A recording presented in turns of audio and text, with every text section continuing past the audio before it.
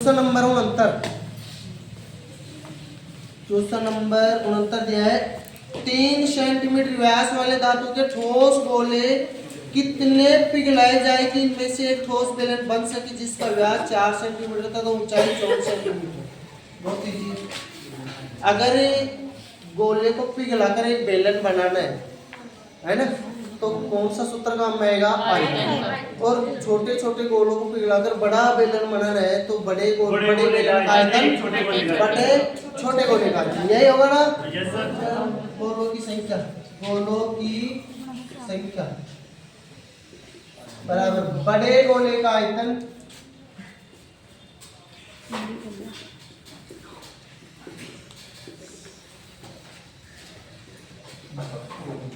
बड़ा बेलन बनाना है ना, तो 3 सेंटीमीटर व्यास वाले धातु छोटे गोले कितने पिघलाए जाए ठोस बेलन बना जा सके। बड़े बेलन का आयतन बटा छोटे गोले का आयतन करते हैं ना, गोलों की संख्या आ जाएगी। तो बेलन का आयतन क्या होता है? Pi r square. गोले का आयतन 4/3 पाई आर क्यूब। पाई से पाई तो कट ही जाएगा, ये तो सेम ही होता है। चलो विमाई लिख देता हूं मैं। गोले की त्रिज्या कितनी है? 3 सेंटीमीटर व्यास वाले धातु के गोले, व्यास 3 सेंटीमीटर तो त्रिज्या कितनी होगी? 3/3। ऐसा ही होगा ना? चलो आगे बोला जाए। एक ठोस बेलन बन सके जिसका व्यास 4 सेंटीमीटर और ऊंचाई 54 सेंटीमीटर। सब कुछ सेंटीमीटर में, कुछ चेंज करने की जरूरत नहीं है। अब बेलन की त्रिज्या तो कितनी? व्यास दे रखा कितना? 4 सेंटीमीटर, तो त्रिज्या आधी 2 और एच कितनी? 54। करते आर की जगह है 2 × 2 × एच कितना? 54 बटे में 4/3 × R2 आर कितना? 3/2 × 3/2 × 3/2। क्या मैं 3 से 3 काट दूं? 2 से 2 बार, फिर 2 से 2। अगर 2 तो नीचे भाग में तो ऊपर गुणा में जाएगा ना। 2 × 2 × 54 × 2, ये तो ऊपर आ गया और नीचे केवल 3 × 3 ही रहा है ना। तो 3 के 9 और 9 छिका 54, तो 2 × 4 = 8, 4 48 गोले। यही आंसर है। छोटे छोटे कितने गोले होंगे? 48 गोले। समझ में आ गया? देखो क्वेश्चन नंबर 70 इसमें दिया गया है किसी 2 सेंटीमीटर व्यास वाले ठोस बेलन की लंबाई क्या होगी? किसी 2 सेंटीमीटर व्यास वाले ठोस बेलन की लंबाई क्या होगी जिसे पिघलाकर एक खोखला बेलन बनाया जाए। ठीक, अब एक बेलन है जिसका व्यास 2 सेंटीमीटर है, तो त्रिज्या कितनी होगी? 1 सेंटीमीटर। मिलीमीटर में बना दूं तो 10 मिलीमीटर, ऐसा ही होगा। चलो और आगे देखते हैं क्या बोला गया है। जिसे पिघलाकर एक खोखला बेलन बनाया जाए जिसकी लंबाई, अब ये ठोस है और इसको ऊंचाई हमें ज्ञात करनी है और इसको पिघलाया जाना है और खोखला बेलन बनाना है। पिघलाकर खोखला बेलन बनाना है तो आयतन का सूत्र काम लेंगे और पिघलाएंगे और उसको कोई सी अन्य आकृति में डाल देंगे तो आयतन थोड़ी बदलता है। आयतन तो उतना ही रहता है ना। जैसे ये पेन है, इसका जैसे बोला जाता है भाई द्रव्यमान कभी नहीं बदलता ना, आयतन भी ऐसे कभी नहीं बदलता। अब द्रव्यमान जानते हैं इसमें कितना द्रव्य है, कितना पदार्थ है। तो इसको चाहे मैं पिघला के चाहे इसको गोली बनाऊं, चाहे इसकी बारीक चद्दर बनाऊं, लेकिन रहेगा इतना ही द्रव्य।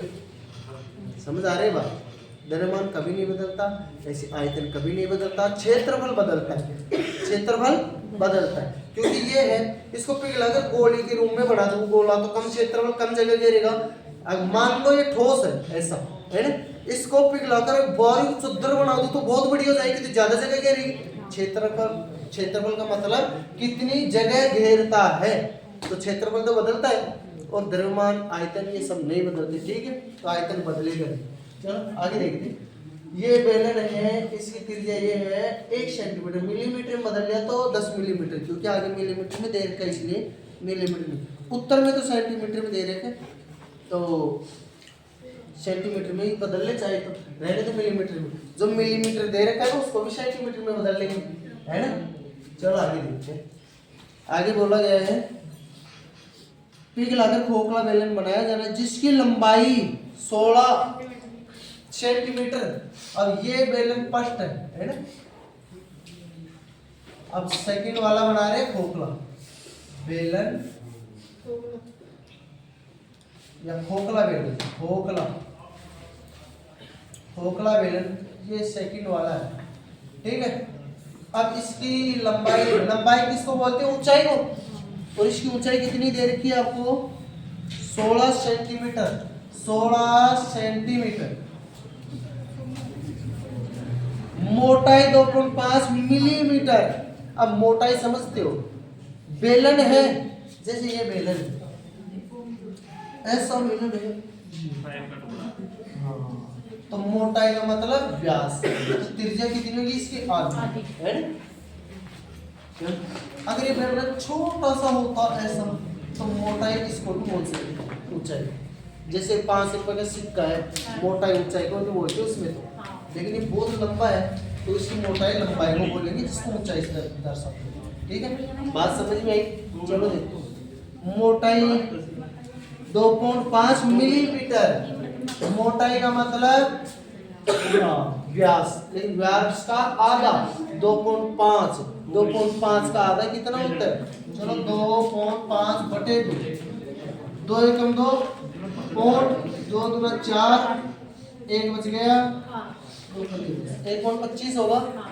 चलो 1.25 मिलीमीटर। सेंटीमीटर में बदला तो 10 से डिवाइड और करना पड़ेगा, तो मतलब ये तो मिलीमीटर बराबर मिलीमीटर बराबर 0.125 सेंटीमीटर। क्योंकि 10 से और डिवाइड किया तो ये बिंदु इधर आएगा, ये पॉइंट इधर आएगा, है ना। ऐसा ही तो होगा। सेंटीमीटर में बदल दिया मिलीमीटर। चलो आगे देखो। हाँ, अब आगे बोला गया है, सॉरी इसमें मोटाई इसको नहीं बोला, त्रिज्या। खोखला है, खोखले की मोटाई वो होती है, नहीं कर दिया मैंने। खोखला है ना, खोखले की मोटाई ये होती है। ऐसे बहुत सारे क्वेश्चन आपको करवा दिया, आपको भी ध्यान नहीं आया है ना। मतलब ये वाली मोटाई की बात कर रहे हैं। तो जैसे त्रिज्या 2 होती खोखले में, एक छोटी और एक बड़ी। चलो मोटाई दे दिया 2.5। बाहरी व्यास 20 सेंटीमीटर। बाहरी व्यास 20, तो बाहरी त्रिज्या कितनी? 10। तो बाहरी त्रिज्या आपको दे दी, ये तो मोटाई है ना, मोटाई बाहरी त्रिज्या मतलब बड़ी त्रिज्या कितनी? 10। तो छोटी त्रिज्या कितनी होगी? एक बात बताओ, मोटाई 2.5 है, एक मिनट चालू है, या 2.5 ले रही थी ना, तो 2.5 मिलीमीटर दे रखी थी ना मोटाई।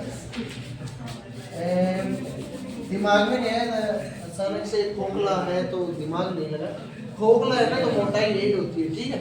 खोखले बेलन में मोटाई हमेशा इसी को बोलते हैं, ठीक है। और लंबाई तो हमेशा ऊंचाई को बोलेंगे। बात समझ में आई? देखो मोटाई 2.5 मिलीमीटर। मिलीमीटर को सेंटीमीटर में बदला 0.25 सेंटीमीटर। किसी को दिक्कत नहीं है, 10 से डिवाइड कर दिया। बड़ी त्रिज्या ये, तो छोटी त्रिज्या कितनी? इसमें 0.25 घटाएंगे भाई, ये 0.25 है ना। तो ये घटाएंगे तो कितना बचेगा? 9.75 ये बचेगा। चलो 9.75 बच गया अंदर की त्रिज्या। तो अब एक बात बताओ, खोखले बेलन का आयतन कैसे निकलते हैं? खोखले बेलन का आयतन कैसे निकालते हैं? बड़ा बेलन का आयतन माइनस छोटे बेलन का आयतन, ठीक है। तो बड़ा बेलन पाई आर स्क्वायर है माइनस पाई आर स्क्वायर है। समान रहेगा तो पाई और एच ले लिया common, r square minus r square, तो पाई एच ले लिया कॉमन और बढ़त 100 का स्क्वायर माइनस 9.75 का स्क्वायर है ना। इधर इस वाले बेलन का आयतन भी यही रहेगा पाई आर स्क्वायर एच। अब इसमें ये त्रिज्या कितनी दे दी 1 है ना। तो एच आपको ज्ञात करनी है तो त्रिज्या की जगह मैं 1 गुणा 1 लिख दूं इनटू एच। यहाँ एच बड़ा लिख देता हूँ ना, अलग लिख दिया तो ये अलग है ये अलग दर्शाओ। पाई से पाई कैंसिल हो गए, पाई से पाई कैंसिल हो गए। अब देखते हैं a plus b a minus b कर ले तो 100 वो 10 से 19.75 इंटू 0.25 इंटू यहाँ पे h कितना है, h दे रखा है ना 16 बराबर इधर h ओनली। ठीक है चलो इसको गुणा करके जोड़ते हैं, ये h आ जाएगा। देखते हैं जो भी आएगा करते हैं। तो 0.25 का मतलब होता है 1/4 है ना, 1/4 होता है इसका मतलब। चलो 1/4 तो 1/4 से 16 को 4 बार कट जाएगा तो 19.75 इंटू 4 बस तो 4 5 20 2 7 28 और 2 30 3 9 4 36 और 3 40 3 7 तो 2 छोड़ के ये आ गया आपके h बराबर 79 आ रहा है क्या, देखो देखो आ गया ना। ये गुणा उतारो दोबारा। क्वेश्चन नंबर 71 देखो, क्वेश्चन नंबर 71 एक बोलेगा आयतन 4851 तो इसके वक्र पृष्ठ का क्षेत्रफल क्या होगा। गोले का आयतन दे रखा है, गोले का आयतन, गोले का आयतन 4851 सेंटीमीटर क्यूब।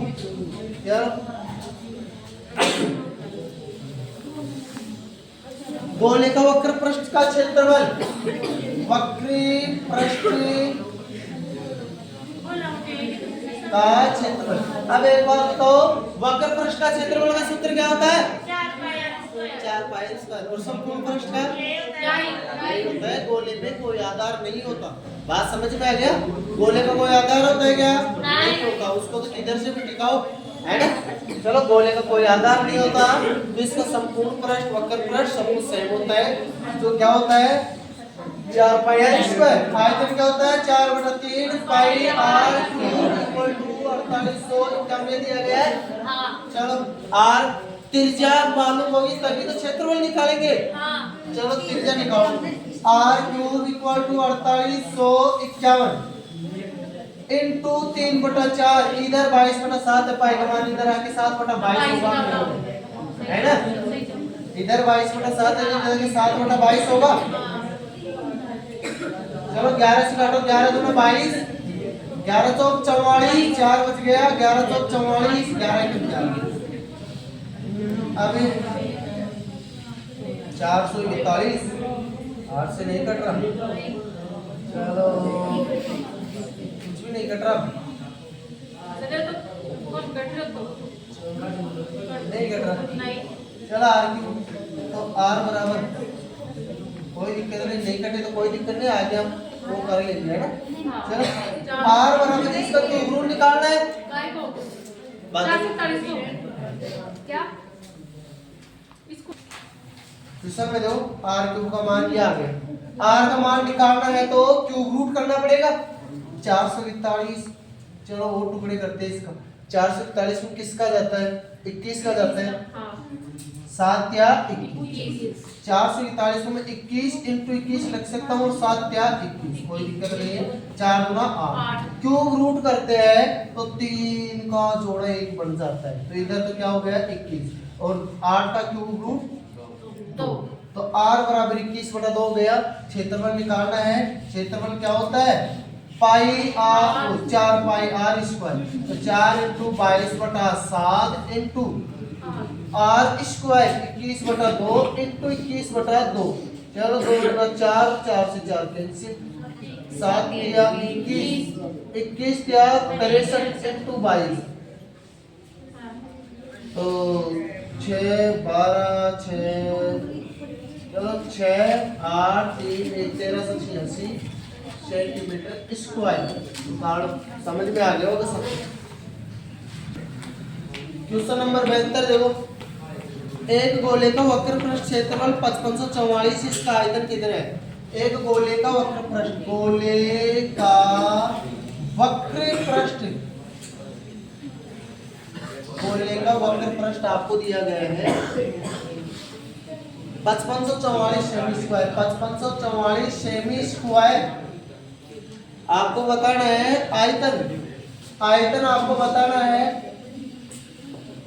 एक बात बताओ, वक्र पृष्ठ क्या होता है? गोले का वक्र पृष्ठ संपूर्ण पृष्ठ सब सेम होता है 4 पाई r स्क्वायर। कितना हो गया? 5544। आपको कुछ दिख रहा है? किससे कटने वाली संख्या? चलो कट रही है, 4 से कट रही है। चलो 4 इंटू 22 बटा 7 into r square equal to 5544, r square equal to 5544 into 7 बटा 22 इंटू 1 बटा 4 है ना। तो 11 से काट दो, 11 दूना 22, 11 5 55, 0 11 4 44।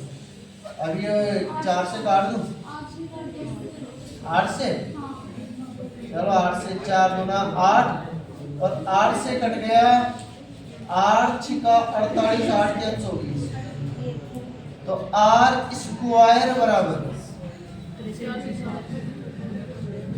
7 हो गया 21 2 441, तो r बराबर 21 आ गया।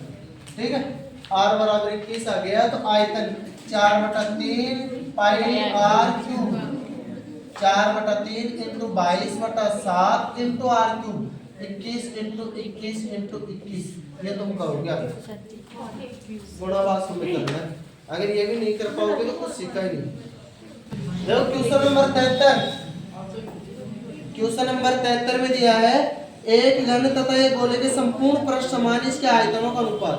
एक घन तथा एक गोले के संपूर्ण पृष्ठ समान, एक घन तथा एक गोला। ये घन है, ये गोला है, संपूर्ण पृष्ठ समान है तो इसके आयतनों का अनुपात।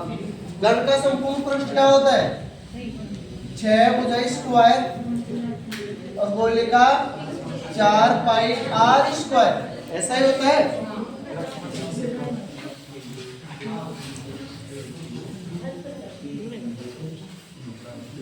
सामने देख लो, आवाज नहीं, इधर देखो।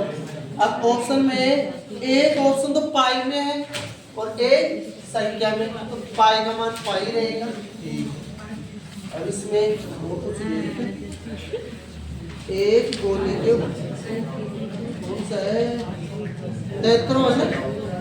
एक घन तथा एक गोले का संपूर्ण पृष्ठ समान है, एक घन तथा एक गोले का संपूर्ण पृष्ठ। देखते कोई संख्या तो कट रही है, उसको काट लो। भुजा तो नहीं कटेगी, तो भुजा ही आनी चाहिए। इसमें त्रिज्या और देखो, इसके बाद में 73वां करवाऊंगा ना। पहले 74 नंबर का देखो, फिर 73 का करवाऊंगा। देखो दो सब हो गया, आयतनों का अनुपात 1:4 तथा इनके व्यास 4:5 के अनुपात में। चलो आयतनों का अनुपात 1:4 है। जो दो सम हो गया आयतनों का अनुपात। अब देखो समकोण का आयतन क्या होता है?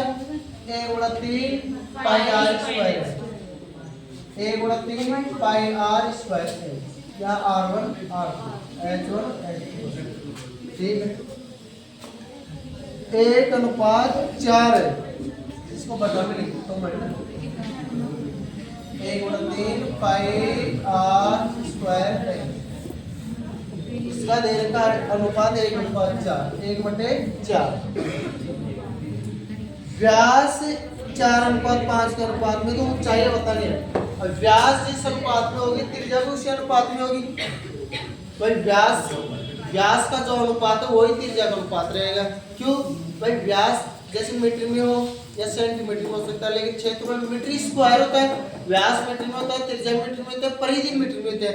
अनुपात व्यास का त्रिज्या का परिधि का सेम होता है। क्षेत्रफल का अलग होता है। जैसे मान लो एक का व्यास 4 है, दूसरे का 3 है, तो आप बोलो त्रिज्या तो इसकी आधी होती है, लेकिन अनुपात तो वही आएगा। काट लो, वापस से 2 से 2 कट गया ना, अनुपात तो 4:3 आएगा ना। बात समझ में आई? तो व्यास का जो अनुपात होता है वही त्रिज्या का होता है। तो व्यास का अनुपात इसमें दे रखा है 4:5। इसका त्रिज्या की जगह 4 रखूंगा तो इसका 5 रखूंगा। पाई से पाई तो कट जाएगा, 1/3 से 1/3 कट जाएगा। ऊंचाई का अनुपात है 4 का स्क्वायर इंटू h, 5 का स्क्वायर इंटू h बराबर 1/4। तो h1 बटा h2 बराबर 1/4 इंटू ये 5 का स्क्वायर 25 ऊपर आ जाएगा, 416 नीचे आ जाएगा। तो कितना है 25 बटे 64, तो 25:64 उतारो। तो क्वेश्चन 73 दोबारा देखो, इजी है ना, बहुत इजी है। मिस्टेक कर देते हैं मैं एक जगह मिस्टेक कर देते हैं, बहुत इजी है वरना कुछ भी नहीं। ए घन तथा एक गोले संपूर्ण पृष्ठ समान, इनके आयतनों का अनुपात क्या होगा? देखो घन तथा एक गोले के संपूर्ण पृष्ठ समान है। ये घने का संपूर्ण पृष्ठ और बराबर गोले का संपूर्ण पृष्ठ। मैथ के सारे क्वेश्चन इजी होते हैं, कभी कभार हो जाता है। चलो इधर देखो, बिल्कुल इजी है। संपूर्ण पृष्ठ घन का क्या होता है 6 इंटू भुजाई स्क्वायर। चलो भुजाई की जगह मैं a लिख देता हूँ, है ना, 6a स्क्वायर, क्योंकि बार बार लिखना पड़ता है ना, तो a जल्दी लिखने में आता है। संपूर्ण पृष्ठ गोले का बताओ ना 4 पाई r स्क्वायर, यही होगा। अब बोला गया है आयतनों का अनुपात। आयतन कब निकलेगा? जब इसकी भुजाएं इसकी त्रिज्या मालूम होगी। तो एक तरफ भुजा और त्रिज्या ले ले। क्यों ले ले? क्योंकि आयतन भुजा है, और आयतन कब निकलेगा? जब घन का आयतन तो घन की भुजा मालूम होनी चाहिए, गोले का आयतन गोले की त्रिज्या मालूम होना चाहिए। चलो मैं कर लेता हूँ भुजा स्क्वायर बटा इस त्रिज्या को इधर ला रहा हूँ, r स्क्वायर बराबर 4 पाई बटे 6। ऐसा ही होगा, ये 6 इधर भाग में आ जाएगा, है ना। चाहे तो काट सकते हो, चाहे रहने दो, कोई दिक्कत नहीं। अब एक बात बताओ, a बटा r बराबर क्या होगा? इधर स्क्वायर हटाऊंगा, इसको यही लिख देता हूँ, चलो नीचे a बटा r बराबर क्या होगा? तो इधर रूट लग जाएगा ना 4 पाई बटे 6, इधर स्क्वायर रूट लगेगा। अब 4 का तो निकलता है, 6 का निकलता नहीं, अभी ऐसे ही रहना। अब आपको बोला है आयतनों में अनुपात, तो आयतनों में अनुपात पूछा है, तो देखो घन का आयतन तो क्या होता है भुजा क्यूब, एक का क्यूब बटा गोले का आयतन क्या होता है 4/3 पाई आर क्यूब। ये 3 भाग में इसको ऊपर ले लो, 3 एक का क्यूब बटा 4 पाई आर क्यूब। ऐसा ही होगा, इसको दिक्कत नहीं। चलो अब करते हैं हम एक क्यूब आर क्यूब है, लेकिन यहाँ a स्क्वायर का मान पता है और a का मान पता है। क्या मैं इसको टुकड़ों में तोड़ लूं? 3 into a square into a, एक ही बात a, ऐसे लिख सकता हूँ, है ना। 4 pi into r square into r, ऐसे लिख सकता हूँ, है ना भाई। घात कुछ नहीं होती, एक तो सबकी होती है। चलो भाई एक को लिखते नहीं, लेकिन एक तो होती है जिसके नहीं लिखा होता।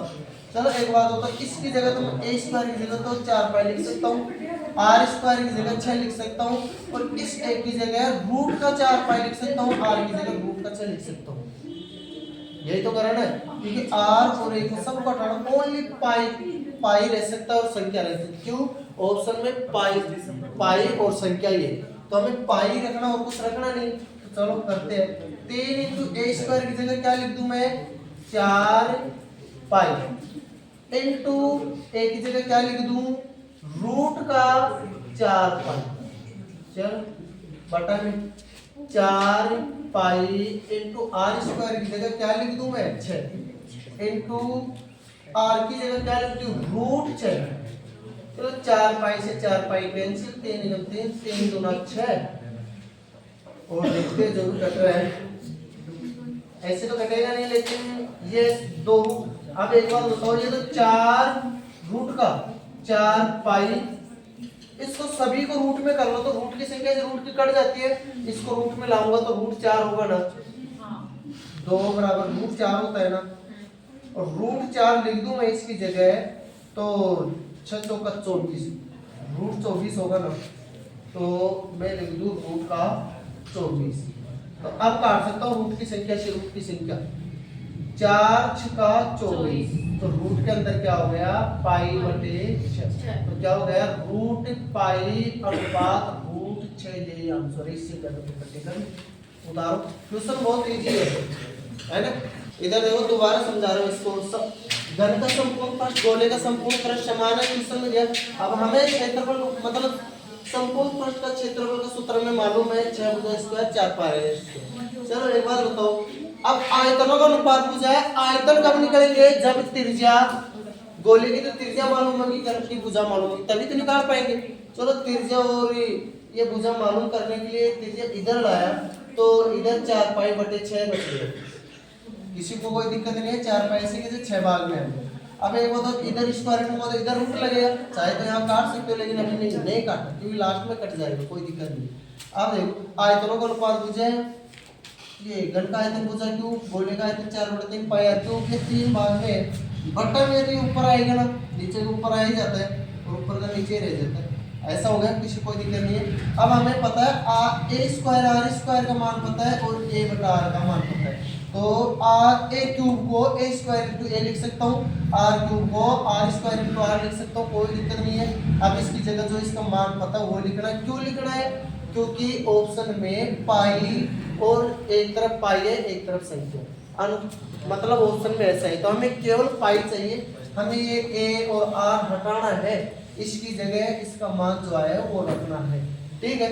चलो ए स्क्वायर की जगह क्या आया 4 पाई और ए की जगह क्या आया रूट का 4 पाई, और आर स्क्वायर की जगह क्या है 6 और आर की जगह रूट 6, मान रखा और कुछ भी नहीं किया, मान रखने के बाद बस काटा है 4 पाई 3 से 2 बार 6 है ना, तो 4 पाई बटे 2 रूट 6, लेकिन 2 रूट 6 कैसे काटना थोड़ा मुश्किल हुआ, तो 2 को मैं रूट 4 लिख सकता हूँ, रूट की संख्या रूट से गुणा कर सकता हूँ, 6 चौका 24 रूट का 24। अब 4 से घटा रूट की संख्या से कट जाती है, क्योंकि चाहे आप इसको ऐसे एक ही रूट के अंदर भी लिख सकते हो, कोई फर्क नहीं पड़ने वाला, अलग अलग भी लिख सकते हो एक भी लिख सकते हो, उससे कोई फर्क नहीं पड़ता। 4 छका 24 तो रूट का पाई बटा रूट का 6, तो रूट पाई अनुपात रूट 6 हो गए।